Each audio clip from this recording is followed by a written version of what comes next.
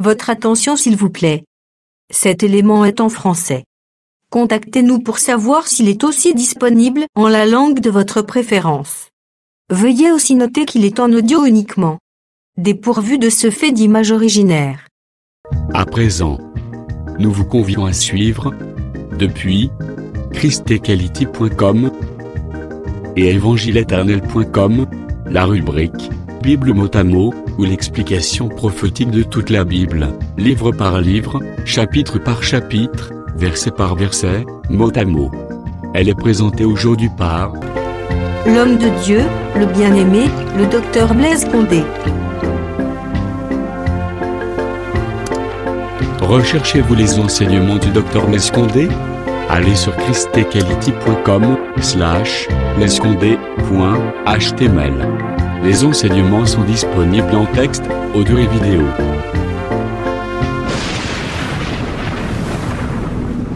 Bonne édification au nom de notre commun Seigneur et Dieu Jésus-Christ.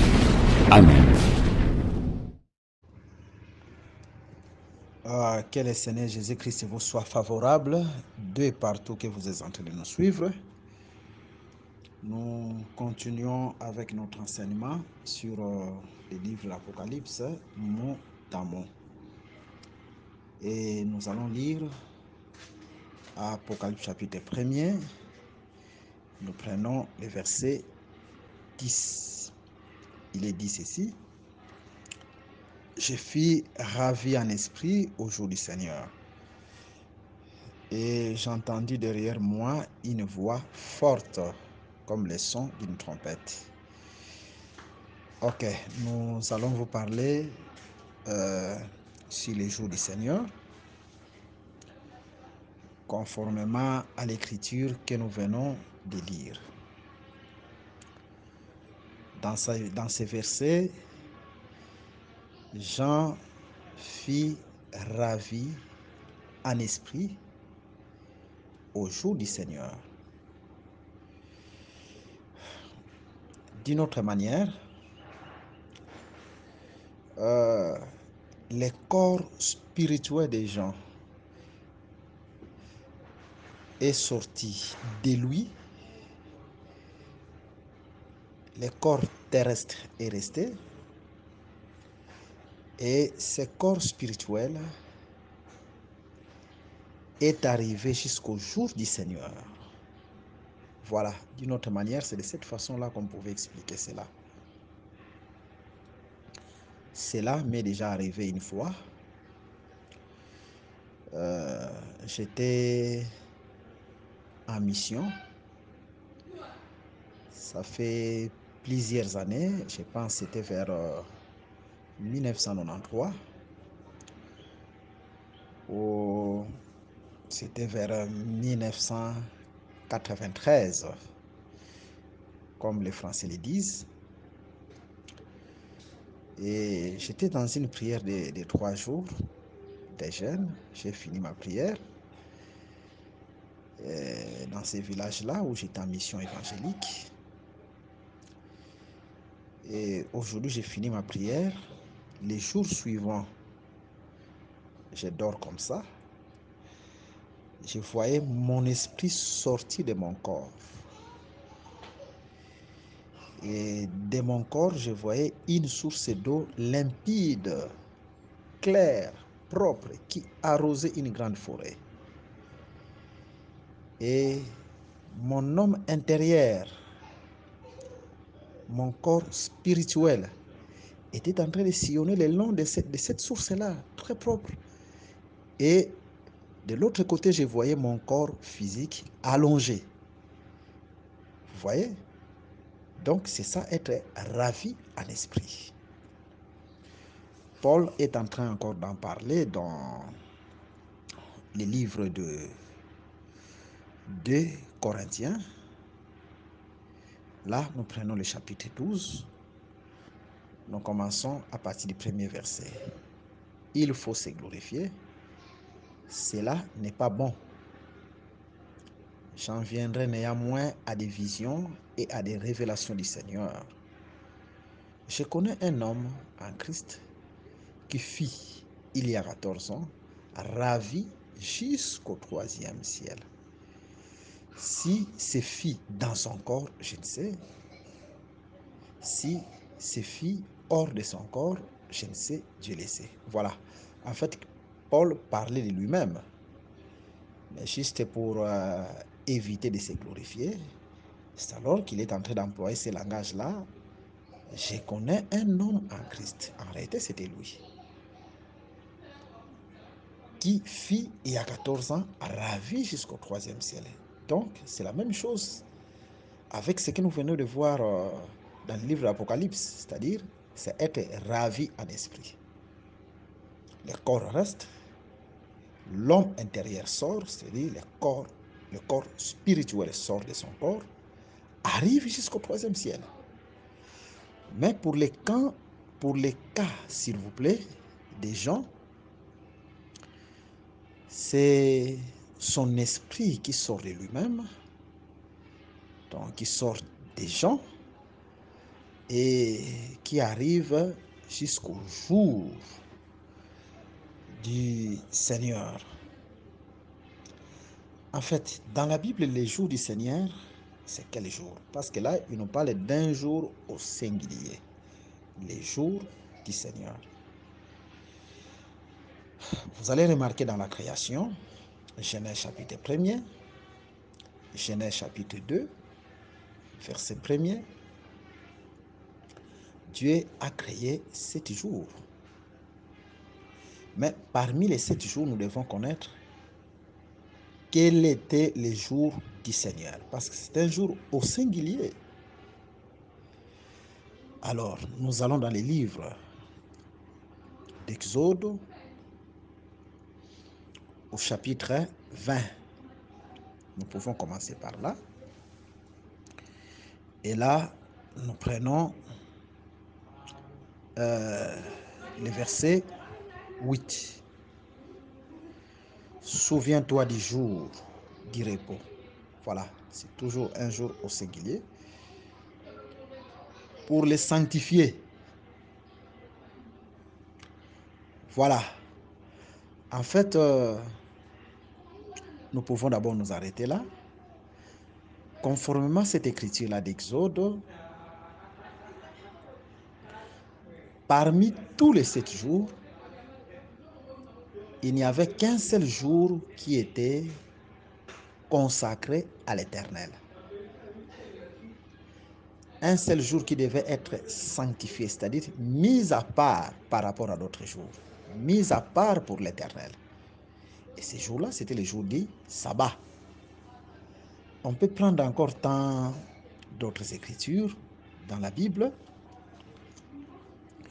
telles que si nous allons dans les livres de... Là, nous prenons le livre de Lévitique et nous prenons Lévitique chapitre 23, le verset 3. On travaillera 6 jours, mais le 7e jour est le sabbat, les jours du repos. Il y aura une sainte convocation. Vous ne ferez aucun ouvrage. C'est le sabbat de l'Éternel, dans toutes vos demeures. Voilà. Donc, les jours du sabbat, c'est un jour qui était consacré à l'Éternel. Vous voyez, c'était les jours du Seigneur. Parce que, en réalité, dans la Bible, l'Éternel, c'est toujours le Seigneur. Là, nous allons dans les livres de Genèse, au chapitre 15. Et nous allons lire une écriture. Nous commençons au premier verset. Après ces événements, la parole de l'Éternel fut adressée à Abraham dans une vision. Et il dit, Abraham, ne crains point, je suis ton bouclier, et ta récompense sera très grande. Abraham répondit, Seigneur éternel, que me donneras-tu? Voilà. Donc, quand nous sommes en train de parler du Seigneur ici, le Seigneur, c'est l'Éternel. Le mot éternel veut seulement dire celui qui n'a ni commencement des jours, c'est lui qui n'a aussi ni fin de jour, c'est l'Éternel. Les seigneurs, c'est les chefs. D'une autre manière, notre chef, c'est celui qui est éternel. Celui qui doit être au-dessus de tout, c'est celui qui est éternel. Et non un homme physique. C'est dans ce sens-là. Donc, les jours du sabbat, conformément aux écritures que nous venons de relever maintenant, nous comprenons que c'est les jours du Seigneur. C'est ça en fait. Et dans la Bible, quand on est en train de parler du sabbat, le sabbat en fait aujourd'hui nous parle de quoi? C'est ce que nous voulons expliquer. Vous allez comprendre premièrement que quand Dieu prend Jean et l'amène dans un corps spirituel, bien sûr, jusqu'au jour du Seigneur, les jours du Seigneur dont on est en train de nous parler là, c'est le repos de notre corps. D'une autre manière, c'est le ciel. Donc, le ciel, c'est un jour.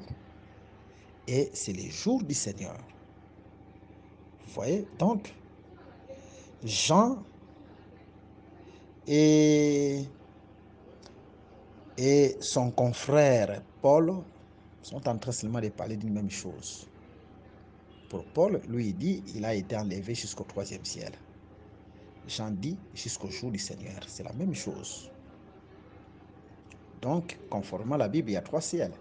C'est comme les tabernacles. Si vous regardez les tabernacles, il y avait d'abord la partie qu'on appelait les parvis, donc l'enclos du tabernacle. Ça, c'est le premier ciel. Et la deuxième partie, les lieux saints, c'est le 2e ciel. Et les lieux très saints, c'est le 3e ciel. Vous voyez? Vous allez remarquer que cette chose-là s'est répétée encore chez Jean. Dans les livres d'Apocalypse, au chapitre 4. Écoutez, après cela, nous lisons à partir du premier verset. J'ai regardé et voici une porte ouverte dans le ciel. La première voix que j'avais entendue, comme le son d'une trompette, et qui me parlait, dit, monte ici. Qu'il monte où? Au ciel. Et je te ferai voir ce qui doit arriver dans la suite. Voilà. Aussitôt je fus ravi en esprit, et voici, il y avait un trône dans le ciel. Et sur ce trône, quelqu'un était assis. Très important. Donc ici, Jean est monté non dans un corps physique, mais Jean est monté par son corps spirituel. Donc il fut encore ravi. Il arrive jusqu'au ciel. C'est toujours la même chose. Donc, le ciel ici, en réalité, c'est ça, les jours. Les jours du Seigneur. Donc, les jours du Seigneur, c'est quoi? C'est le ciel. Et ici, Jean arrive au 3e ciel, comme Paul. C'est-à-dire la partie qu'on appelle les lieux très saints. Parce que vous allez comprendre avec moi que c'est dans les lieux très saints où il y avait les trônes. Vous voyez? Parce que dans la Bible, l'arche de l'alliance, qui était dans les lieux très saints, est considéré comme étant le trône de Dieu. Là, nous sommes dans les livres de 2 Samuel, au chapitre 6. Vous commencez à lire à partir du 1er verset jusqu'au 3e verset. La Bible nous déclare que Dieu réside entre les 2 chérubins au-dessus de l'arche d'alliance. Voilà. Donc l'arche d'alliance, c'était le trône de Dieu. C'était la résidence de Dieu. Même aussi dans les livres de Nombres, au chapitre 10, vers la fin. Quand les enfants d'Israël ont quitté l'Égypte, ils sont en train de partir à Canaan. Et quand ils arrivent au 11e campement, le tabernacle est construit. Maintenant, ils doivent se déplacer. Le tabernacle doit être démonté. Et quand ils déplacent l'arche d'alliance, la Bible nous dit, lève-toi éternel. Voilà. Donc l'arche d'alliance, c'était Dieu, c'était le trône de Dieu. Et quand nous voyons Jean arrive jusqu'au ciel, avec un autre corps, bien sûr, ravi en esprit, et il voit le trône, nous comprenons directement que c'est la position du tabernacle dans les lieux très saints ou le troisième ciel. C'est la même chose avec ce que Paul a vu. Et c'est cela que Dieu est en train d'appeler les jours du Seigneur. D'une autre manière, les jours du Seigneur, qui était un jour de repos, c'est le ciel, c'est l'éternité. C'est dans ce sens-là. Et pourquoi l'éternité est considérée comme étant un jour du repos? C'est parce que nous attendons ce que la Bible appelle la rédemption du corps. Là, si nous allons dans les livres des Romains, au chapitre 8, nous allons lire cette écriture avec vous. Vous allez comprendre ce que nous sommes en train de parler. Romains chapitre 8, et nous comprenons le verset 23. Écoutez ce que la Bible nous dit. Dans Romains chapitre 8, le verset 23. Ok. Nous prenons une autre version parce que notre version Darby a un peu planté. Et là, notre version, s'il vous plaît, Louis II a planté. Et là, nous allons prendre la version Darby. Nous recommençons à chercher cela dans les livres de Romains au chapitre 8. Et là, nous allons lire les versets 23. Écoutez ce que la Bible nous dit. Donc, nous changeons de version parce que la version qu'on utilisait a un peu planté. L'Écriture nous dit ceci. Et non seulement la création, mais nous-mêmes aussi qui avons les prémices de l'Esprit, nous aussi, nous soupirons en nous-mêmes, attendant l'adoption, la délivrance de notre corps. C'est très important. C'est-à-dire, la délivrance de notre corps n'est pas encore accomplie. Quand nous sommes enfants de Dieu, nous sommes délivrés dans notre homme intérieur, c'est-à-dire c'est la délivrance de l'âme. Dans d'autres versions, telles que Louis II, là on vous parle de la rédemption de notre corps. Donc, conformément à ces versets, cette rédemption-là, nous l'attendons encore. La version Darby nous dit la délivrance de notre corps, nous attendons. Mais cependant, la délivrance de notre âme est déjà accomplie. Là, c'est Jésus qui est en train d'en parler. Dans les livres de Matthieu, au chapitre 11. Écoutez ce que la Bible nous dit. Nous lisons à partir du verset, Matthieu chapitre 11, nous y sommes. Nous lisons à partir du verset 28. Venez à moi, vous tous qui vous fatiguez et qui êtes chargés, et moi, je vous donnerai du repos. Ok.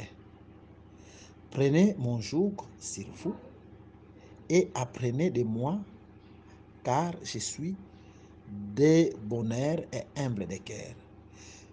et vous trouverez les repos de vos âmes. C'est très important. Les repos de nos âmes ou la délivrance de nos âmes ou la rédemption de nos âmes. C'est toujours la même chose. Donc, dans la Bible, il y a deux types de repos. Il y a les repos de nos âmes, il y a les repos de nos corps. D'une autre manière, il y a la délivrance de nos âmes, il y a la délivrance de nos corps. Jésus, dans sa première venue, il vint pour nous introduire dans les repos des âmes.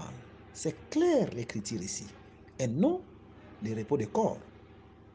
Parce que les repos de nos corps ou la délivrance de nos corps, nous attendons encore selon Romains chapitre 8, verset 23. Voilà, donc c'est clair.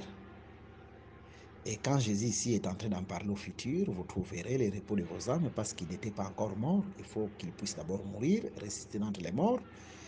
Et c'est alors que, par la mort et la résurrection de Jésus, et par sa parole, nous avons les repos de nos âmes. Voilà. Là, d'abord, c'est en passant. Pourquoi? Parce que si nous allons dans l'ancienne alliance, vous allez comprendre avec nous que l'homme Adam est mort deux fois.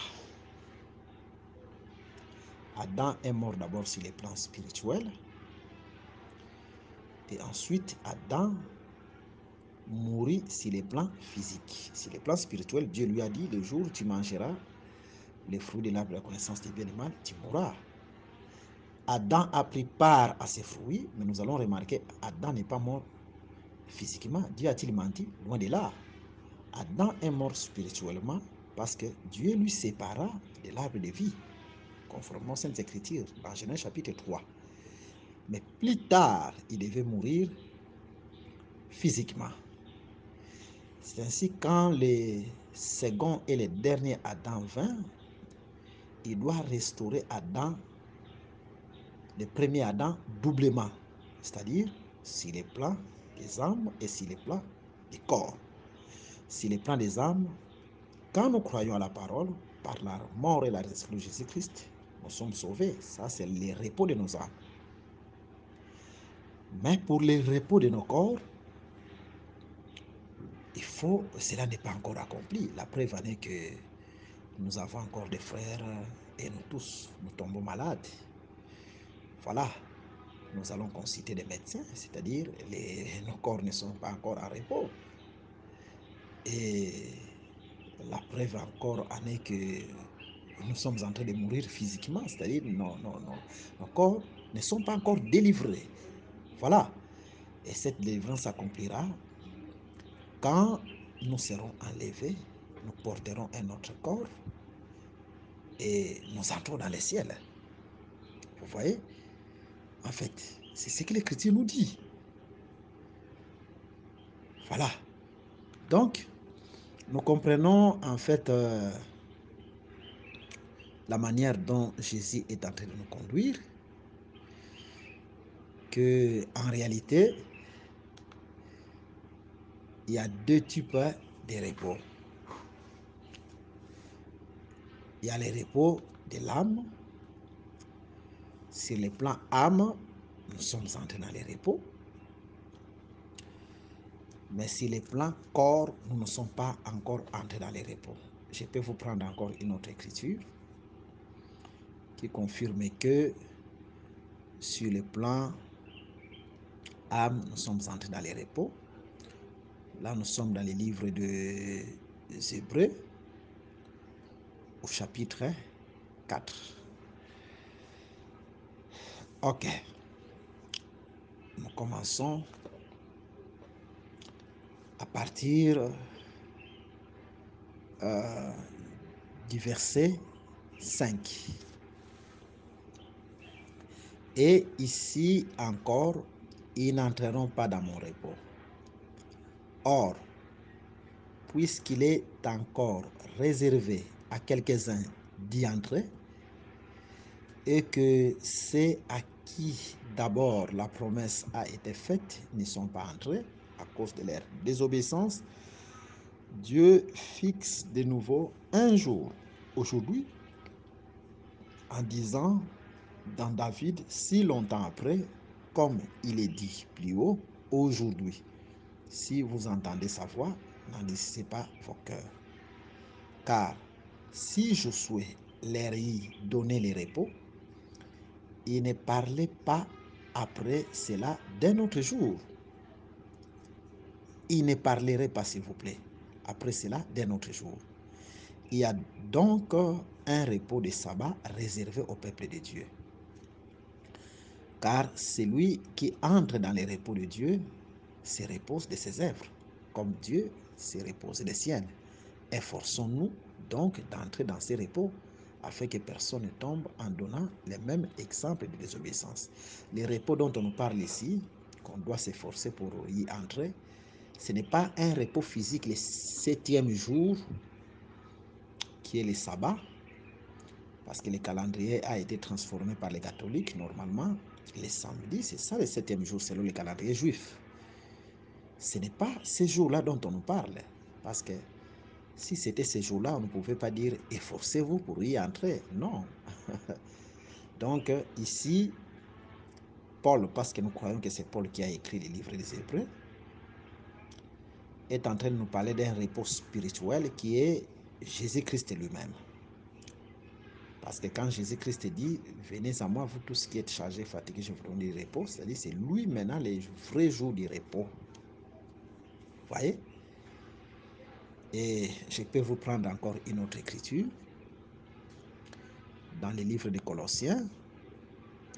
Donc là, nous rentrons dans notre version dite Louis II.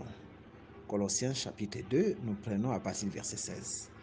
Que personne donc ne vous juge au sujet du manger ou du boire, ou au sujet d'une fête, d'une nouvelle lune ou des sabbats. C'était l'ombre des choses à venir, mais le corps est en Christ. C'est-à-dire, c'est clair. Donc, conformément à ces versets-ci, parce que dans la loi juive, il y avait des lois qui concernaient les manger et les boire. Tu ne peux pas manger ça. Quand les sacrificateurs entrent pour faire les services dans les temples ou les tabernacles, ils ne pouvaient pas boire ça. Et il y avait aussi des fêtes, beaucoup de fêtes, telles que dans Lévitique chapitre 23. Vous voyez, fête des Pâques, fête des Pentecôtes, ainsi de suite. Il y avait aussi des lois sur la nouvelle ligne et des sabbats. On nous dit que ces choses-là étaient l'ombre. L'ombre veut seulement dire que ce n'était pas une exacte représentation. Selon Hébreux chapitre 10, verset 1er, l'ombre, ce n'est pas une exacte représentation. Donc, parce que ces choses-là parlaient de Jésus. Donc, les corps, c'est Jésus. Les vrais sabbats, c'est le Seigneur Jésus-Christ. Mais quand Jésus vient comme étant le vrai sabbat, dans sa première venue, Jésus vient pour nous introduire dans les repos de nos âmes. C'est-à-dire, comme c'est lui qui entre dans ces repos, se repose de ses œuvres, nous aussi, quand nous entrons en Christ, ce n'est plus nous qui vivons, c'est Jésus qui doit vivre en nous. Donc nous nous reposons de nos œuvres. L'impudicité part, l'amour d'argent part, l'escroquerie part, et les démons qui étaient en nous partent. C'est dans ce sens-là, en fait. Ok. Et ça, c'est le repos de l'âme. Et quand nous parlons du repos de l'âme, nous voulons que vous puissiez vraiment nous suivre attentivement. Et nous avons cette ferme assurance que le Seigneur est en train de vous donner l'entendement spirituel pour bien comprendre ces choses, parce que ça va nous permettre à mieux comprendre aussi les jours du Seigneur. Raison pour laquelle nous disons que Jésus-Christ vous bénisse, vous qui nous suivez de partout, et que Christ vous soit favorable en toutes choses, parce que nous croyons que en dehors de Jésus-Christ, il n'y a pas un autre Dieu. La Bible nous déclare que Jésus, c'est le Dieu véritable. Cette écriture ne ment pas, c'est la vérité. Car Jésus est le Dieu véritable. Voyez? Alors, dans ces repos que nous sommes en train d'appeler repos des âmes, d'une autre manière, Jésus nous a enlevés, mais c'est un enlèvement spirituel. Il nous a fait quitter la terre, nous a introduits dans les ciels, parce que les ciels, c'est ça le vrai jour du Seigneur. C'est ça le vrai repos. Si le plan spirituel, nous sommes dans les ciels. Je vous prends une écriture. Ephésiens chapitre 2. Nous commençons à partir du verset 4 jusqu'au verset 6. Mais Dieu, qui est riche en miséricorde, à cause du grand amour dont il nous a aimés, nous qui étions morts par nos offenses, nous a rendus à la vie avec Christ. C'est par grâce que vous êtes sauvés. Le verset 6. Il nous a ressuscités ensemble. Voilà. Et nous a fait ensemble. Et nous a fait asseoir ensemble dans les lieux célestes en Jésus-Christ. Voilà. C'est clair. Donc, conformément à cette écriture, quand Jésus était mort, nous étions morts avec Jésus, morts dans nos péchés. Les péchés sont partis, les péchés sont morts, les péchés sont détruits. Et nous a fait asseoir ensemble. Donc, quand Jésus était ressuscité et qu'il était monté, nous sommes montés aussi avec lui. Et Dieu nous a fait asseoir ensemble avec Jésus dans les lieux célestes. Donc, les lieux célestes dont on parle ici, ce n'est pas les firmaments, c'est les ciels en réalité, en Jésus-Christ. Nous sommes en Jésus-Christ. Voilà. Ça, d'une autre manière aussi, nous sommes ravis avec Jésus-Christ en esprit. Nous sommes montés avec Jésus-Christ. Si les plans spirituels nous sommes enlevés, c'est pour cette raison-là, nous ne vivons pas comme le monde parce que nous sommes dans les ciels. Ça, c'est la rédemption de l'âme. Vous voyez? C'est très important. Donc, si les plans spirituels, c'est comme Jean est ravi, mais son corps est resté. Nous aussi, quand même, nos corps sont restés ici, mais si les plans spirituels, nous sommes dans les ciels. Voilà, ça c'est la rédemption de l'âme. Les jours du Seigneur. Mais par rapport à la rédemption du corps, nous l'attendons. Là, la Bible nous déclare que quand Jésus va venir, les morts en Christ résisteront premièrement. Et ensuite, nous les vivants, nous serons transformés et que tous ensemble, au même instant, nous serons enlevés à la rencontre de notre Seigneur Jésus-Christ. Voilà, c'est ce qu'on appelle la rédemption du corps. Je vous prends cette écriture.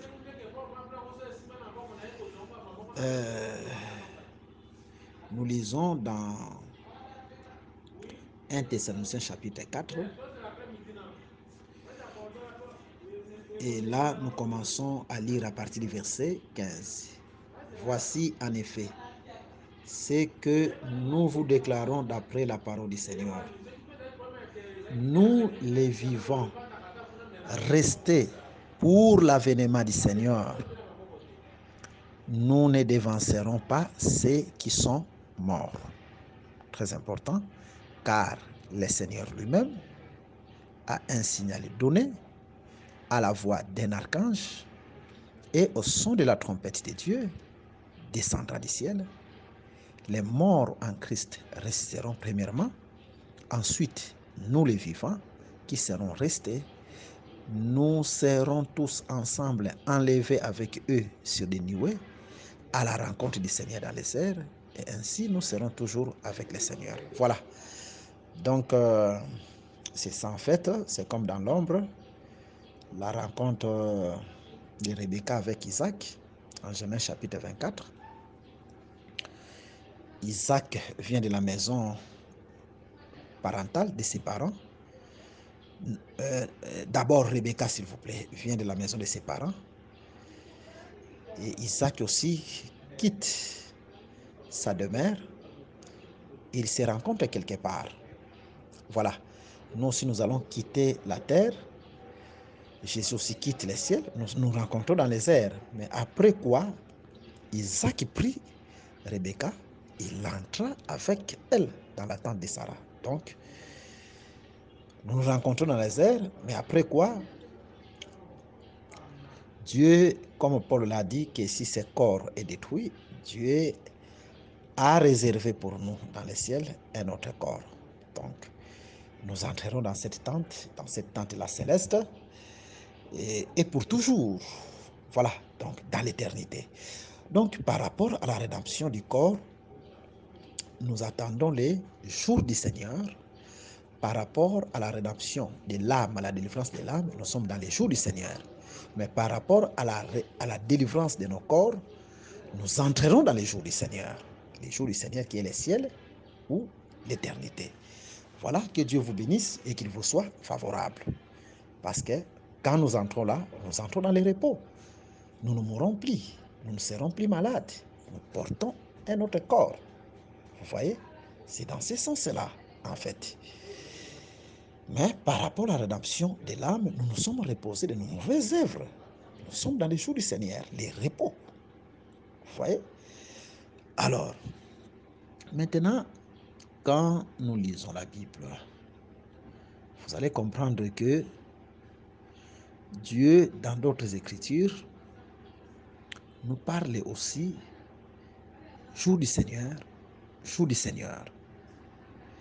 Et ce sont ces différentes écritures que nous allons exploiter et donner un peu de précision selon que le Seigneur est en train de nous conduire.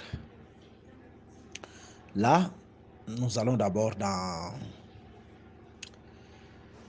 les livres des Actes des Apôtres, Actes des Apôtres chapitre 2, verset 20.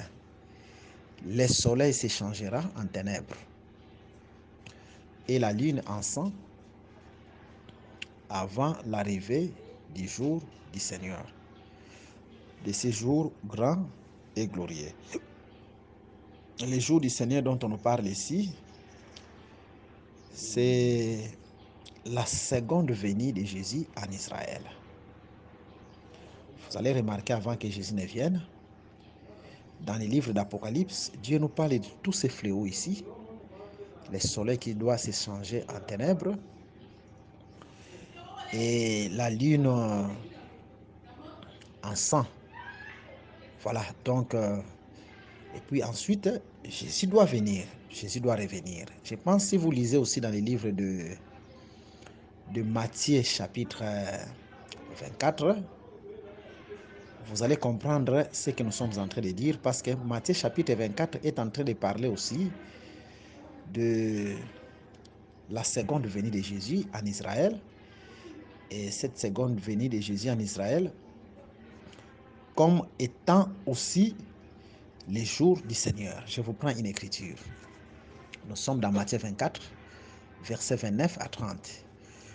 Aussitôt après ces jours de détresse, voilà, le soleil s'obscurcira. Comme nous venons de lire là, dans les livres des Actes des Apôtres, la lune ne donnera plus sa lumière. Comme nous venons de lire là-bas, les étoiles tomberont du ciel et les puissances des cieux seront ébranlées. Ici, ce n'est pas le temps de l'Église. Je vais vous démontrer qu'au temps de l'Église, ce n'est pas le temps de détresse. Le verset 30. Alors, les signes du Fils de l'homme paraîtront dans le ciel. Voilà. Donc, après ce temps, c'est le jour du Seigneur, c'est-à-dire Jésus vient maintenant en Israël. Et toutes les tribus de la terre se lamenteront et ils verront le Fils de l'homme venant sur les nuées du ciel avec puissance et une grande gloire. Très important.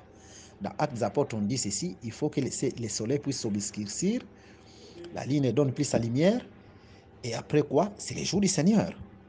Mais ici, on nous dit, après ces événements-là, c'est Jésus qui revient en Israël. Voilà, c'est très important.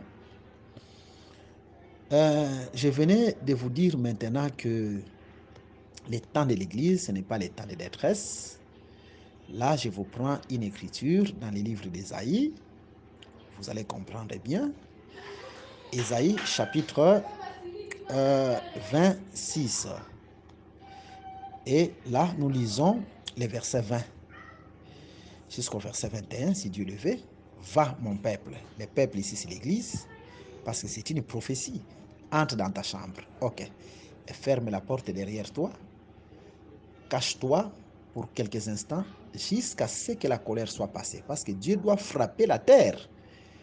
Comme nous voyons de l'autre côté, Dieu en frappant la terre, il obscurcit le soleil, ainsi de suite. Car voici l'Éternel sort de sa demeure pour punir les crimes des habitants de la terre. Voilà, c'est le temps de la détresse. Et la terre mettra le sang à nu et ne couvrira plus les maîtres. Très important. Pendant ce temps-ci, le peuple de Dieu doit entrer dans la chambre. D'une autre manière, l'Église n'est pas sur la terre. Nous sommes enlevés parce que la chambre de Dieu, c'est le ciel. Comme Jésus l'a dit dans la prière de notre Père qui est aux cieux. Voilà, c'est sa chambre. Et la Bible nous dit que pour un instant, vous vous cachez pour peu de temps. Voilà. En réalité, l'Église doit se cacher pour peu de temps parce qu'après quoi, si le temps-là de détresse, Dieu finit par frapper la terre, l'Église doit encore rentrer sur la terre. Là, je vous prends Apocalypse, chapitre 21. Puis je vis, Apocalypse chapitre 21 à partir du premier verset, puis je vis un nouveau ciel et une nouvelle terre, car le premier ciel et la première terre avaient disparu et la mer n'était plus. Et je vis descendre du ciel d'auprès de Dieu la ville sainte, la nouvelle Jérusalem, préparée comme une épouse qui s'est parée pour son époux. Très important. Ici, cette ville est comparée à l'épouse de Jésus-Christ. L'épouse, c'est ce qu'on vient de lire dans les livres d'Ésaïe comme étant le peuple de Dieu, de Jésus-Christ. Nous étions enlevés, mais ici, nous venons du ciel, nous sommes en train de descendre. Voilà, c'est très important. C'est-à-dire, il y a un moment où on était enlevé, il faut que le temps de la colère de Dieu finisse, il faut que Dieu frappe. C'est ce qu'on appelle les temps de détresse. Et puis après quoi, nous devons venir. Mais avant cela, que c'est Jésus qui descend. C'est ce qu'on appelle la seconde venue de Jésus en Israël. Donc, c'est très important. Mais si nous lisons dans les livres de l'Apocalypse chapitre 20, nous prenons le verset 4. Et je vis des trônes, et à ceux qui s'y assirent fut donné le pouvoir de juger. Et je vis les âmes de ceux qui avaient été décapités à cause du témoignage de Jésus et à cause de la parole de Dieu, et de ceux qui n'avaient pas adoré la bête ni son image, et qui n'avaient pas reçu la marque sur leur front et sur leurs mains. Ils revèrent à la vie et ils régnèrent avec Christ pendant 1000 ans. Voilà.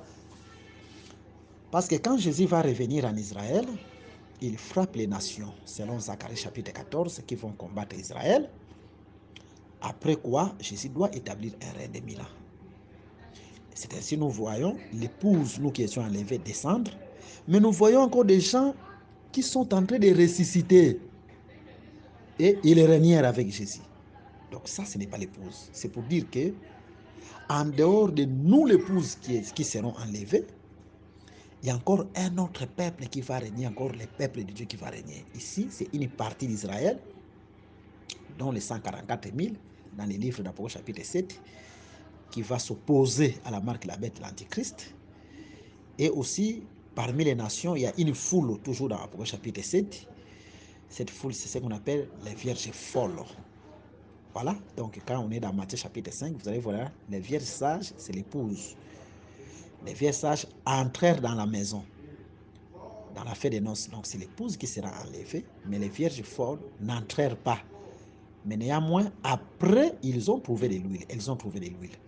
Parce qu'elles n'entrèrent pas parce qu'elles manquèrent de l'huile, mais par après, elles ont trouvé de l'huile. Donc, il y a des gens qui croient au même enseignement avec nous, à la même parole. Nous marchons avec eux, mais qui ne seront pas enlevés parce qu'ils n'ont pas le Saint-Esprit. Dans la Bible, il y a ce qu'on appelle l'esprit avec, l'esprit dans et l'esprit sur. Ceux qui seront enlevés sont qui ont l'esprit dans et non l'esprit avec. C'est comme Élisée quand il marchait avec Élie. Élie avait l'esprit en lui. Élisée n'en avait pas. Vous voyez? Pour Élisée, l'esprit était avec lui parce que l'esprit était dans Élie. Il faut que Élie puisse être enlevé pour que l'esprit descende. Il en est de même pour les vierges folles et les vierges sages. Les vierges folles sont en train de marcher avec nous. Nous avons le Saint-Esprit. Et ils n'en ont pas, mais ils ont l'esprit avec parce que l'esprit est dans l'épouse et aussi sont dans la même assemblée avec nous. Ils marchent avec nous. L'esprit avec. Mais après l'enlèvement, Dieu va leur donner l'esprit, l'huile. Des questions que vous pouvez vous poser. Mais comment est-ce qu'ils auront l'esprit? C'est facile. Vous allez le remarquer avec Moïse et Aaron.